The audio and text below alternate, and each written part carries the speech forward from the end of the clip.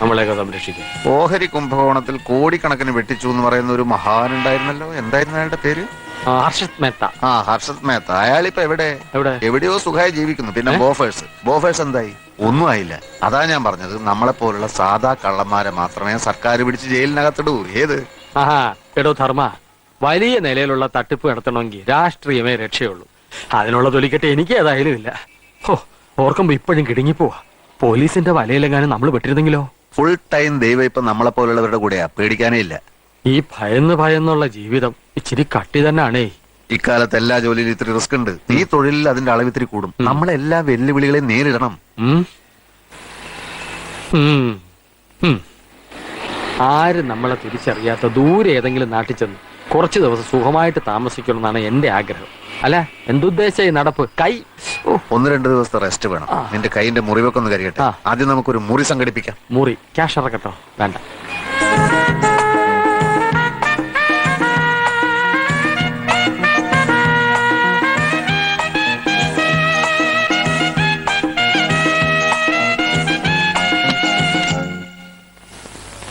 എന്നാ വേണം സാർ? ഒരു ഡബിൾ റൂം. റൂം ഒന്നും കാലിയില്ല സാർ. ഒരു റൂം മതി. ഇല്ല സാർ. എന്തുകൊണ്ടില്ല? നമുക്ക് വേറെ നിക്ക്. ഞാൻ കേരള പോലീസ്, ഇയാൾ ആന്ധ്ര പോലീസ്. കേരളത്തിൽ നിന്ന് ഒരു MLA ഒളിവ് പോയിരിക്കുക. അയാളെ കണ്ടുപിടിക്കാനാണ് ഞങ്ങൾ വന്നത്. ഇവിടെ ഉണ്ടോ അയാള്? ഇങ്ങ ഇല്ല സാർ. വിശ്വസിക്കില്ല. എല്ലാ റൂമും ഞങ്ങൾക്ക് പരിശോധിക്കണം. സത്യമാ അന്തമാതിരി MLA ഇങ്ങ ഇല്ല സാർ. ഇല്ലെങ്കിൽ ഞങ്ങൾക്ക് റൂം കൊടു. ഇവിടെ താമസിച്ചോണ്ട് വേണം ആ MLA പിടിക്കാൻ. MLA കിട്ടിയില്ലെങ്കിൽ തന്നെ അറസ്റ്റ് ചെയ്യും. കൊടു room.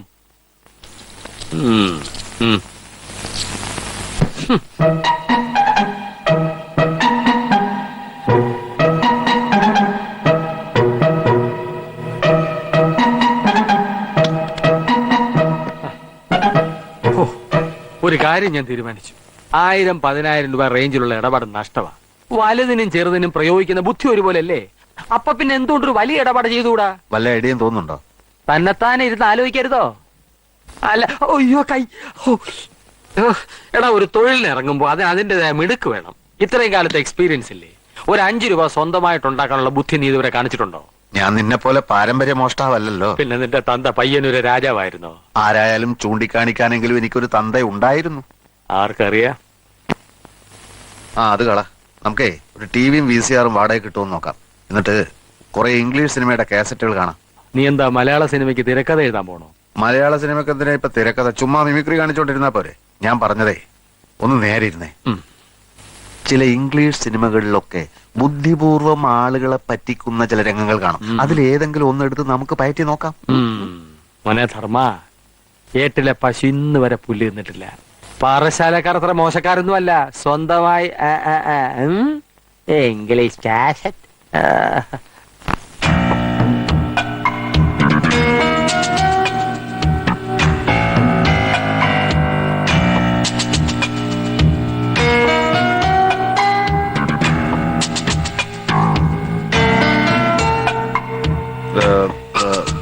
Excuse me. Yes sir. I have some precious diamonds with me. മലയാളിയാണെന്ന് തോന്നുന്നു. ഞാനും മലയാളിയാണ്. നിങ്ങളുടെ മുതലാളിയും മലയാളിയാണെന്നറിയാം. എന്റെ കയ്യിൽ വില കൂടിയ കുറച്ച് ഡയമണ്ട്സ് ഉണ്ട്. ഞാനത് വിൽക്കാൻ ആഗ്രഹിക്കുകയാണ്. പ്രൊപ്പറേറ്റർ മുറിയിലുണ്ട്. ഞാനൊന്ന് പോയി ചോദിച്ചിട്ട് വരാം സർ.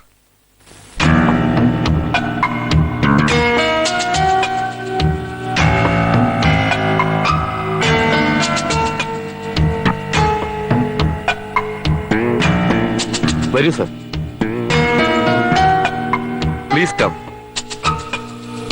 ബാല, നാരായണൻ നാരങ്ങ വിളി. ശരി sir. Good morning Mister Varghese. Good morning. എന്നെ എങ്ങനെ അറിയാം? ഇവിടെ വരാറുണ്ടോ? ഇല്ല. പക്ഷേ താങ്കളെ അറിയാത്തവൻ മലയാളിയാണോ? കല്ലാട്ടുകുളങ്ങര അന്തോണിച്ചൻ മകൻ വർഗീസ് എന്ന പേരുള്ള രത്നവ്യാപാരി തന്റെ ബിസിനസിന്റെ പേര് അയൽനാട്ടിലും ഉറപ്പിച്ചിരിക്കുന്നു. എന്റെ അപ്പനെ അറിയോ? കല്ലാട്ടുകുളങ്ങരയാണോ വീട്? അല്ല, മണ്ണാർക്കാട്ടാണ്. തൃപ്പങ്ങോട്ട് എന്ന് കേട്ടിട്ടില്ലേ? പഴയ നായർ തറവാട്. പൂവ്. ഞാൻ അവിടത്തെയാണ്. എന്റെ അച്ഛന് രത്നക്കല്ലുകൾ വലിയ പ്രിയമായിരുന്നു. വലിയൊരു ശേഖരം ഉണ്ടായിരുന്നു. മരിക്കാറായപ്പോഴേക്കും പലതും കൈമോശം വന്നു. ബാക്കി വന്നത് വിൽക്കരുതെന്നും പറഞ്ഞ് എന്നെ ഏൽപ്പിച്ചു. ഇഷ്ടമുണ്ടായിട്ടല്ല, പക്ഷെ വിൽക്കേണ്ടതായ ഒരു പരിസ്ഥിതി വന്നു ചേർന്നു.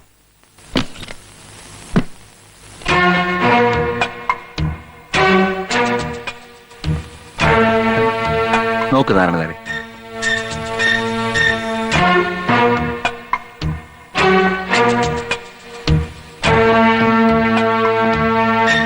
ബെൽജിയം കട്ടിംഗ് ആണ്. JD30 എന്ന് പറയുന്ന അപൂർവ ഇനം.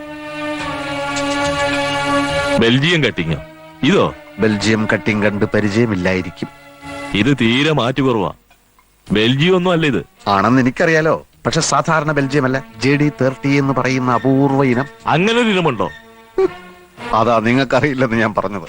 ഒരെണ്ണത്തിന് 500 രൂപ വെച്ച് 5 എണ്ണത്തിന് 2500 രൂപ കൊടുക്കാം.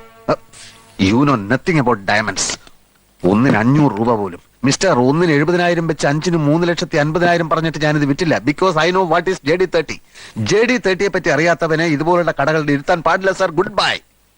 അല്ല സാറേ, നോ, ഇയാളെന്റെ രത്നങ്ങളെ അപമാനിച്ചു, എന്നെ അപമാനിച്ചു. ഞാൻ ഇതുവരെ കേട്ടിട്ടില്ല മുതലാളി JD30. നിങ്ങൾ കേട്ടിട്ടില്ലെന്ന് വെച്ച് അങ്ങനെ ഒരു ഇനം ഉണ്ടായി കൂടുന്നുണ്ടോ? Stop please.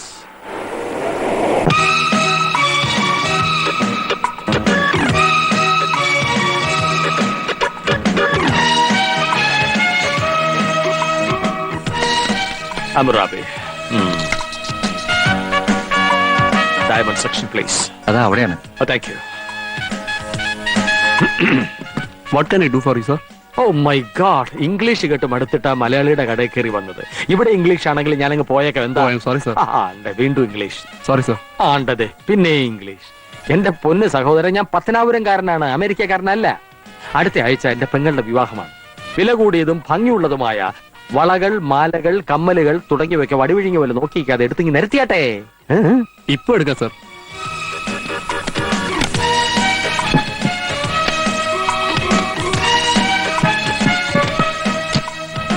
നോക്കിയേട്ടെ സാർ.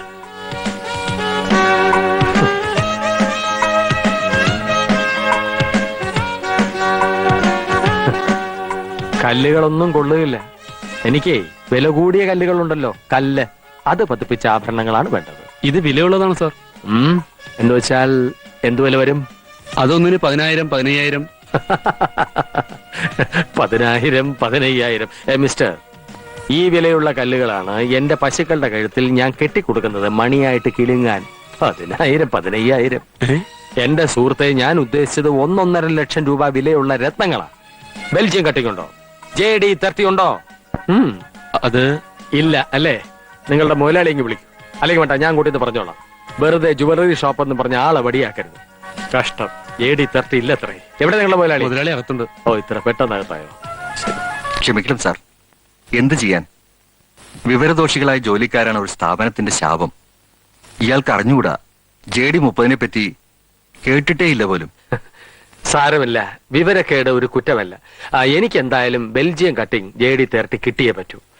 ഞാൻ ഒരു കല്ലിന് 1 ലക്ഷം രൂപ വരെ തരാം. ബെൽജിയത്തിൽ നിന്ന് ഇമ്പോർട്ട് ചെയ്ത് തന്നാലും കൊള്ളാം.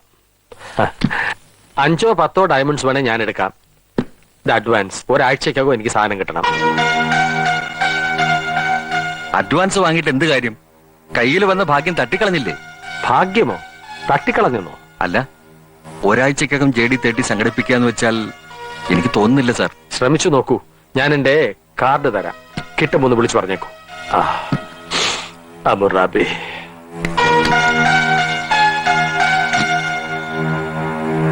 ഇറങ്ങി പോകളവാ.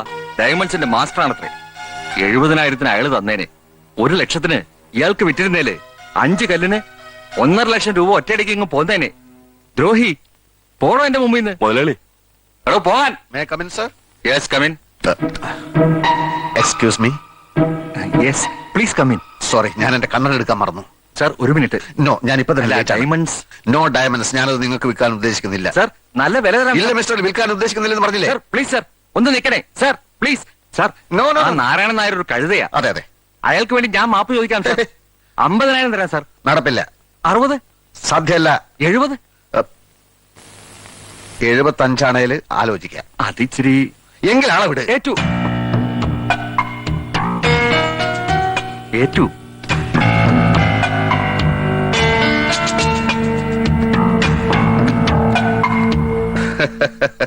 ഇനിയെങ്കിലും വിവരമുള്ളവരെ ജോലിക്ക് നിർത്താൻ ശ്രമിക്കണം. എനിക്ക് നിങ്ങളെ ഇഷ്ടമായി. ഇനിയും ബെൽജിയം കട്ടിംഗ് JD30 കയ്യിൽ വരുമ്പോൾ ഞാൻ ഓർമ്മിക്കാം. അന്തോണിച്ചൻ മകൻ വർഗീസ്. Thank you.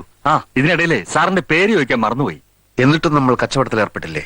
അപ്പൊ പേരിലല്ല, പ്രവൃത്തിയിലാണ് കാര്യം. നമ്മൾ ഇനിയും കാണും.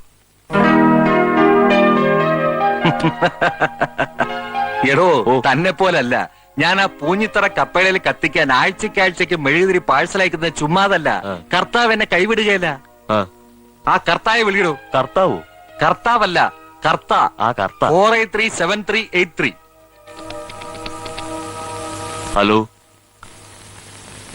48373883 അല്ലേ? മിസ്റ്റർ കർത്തായിക്കൊന്ന് കൊടുക്കൂ. അതെ, കർത്ത. 48373883 തന്നെ അല്ലേ? മിസ്റ്റർ കർത്തായുടെ വീടല്ലേ? മുതലാളി, കർത്തായുടെ നമ്പർ അല്ലെന്ന്. എന്ത്? കർത്തായുടെ നമ്പർ അല്ലെന്നോ?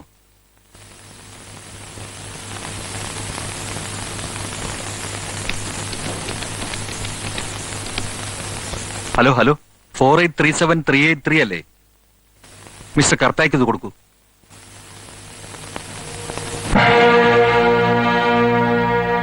ചതിച്ചോ കർത്താവേ?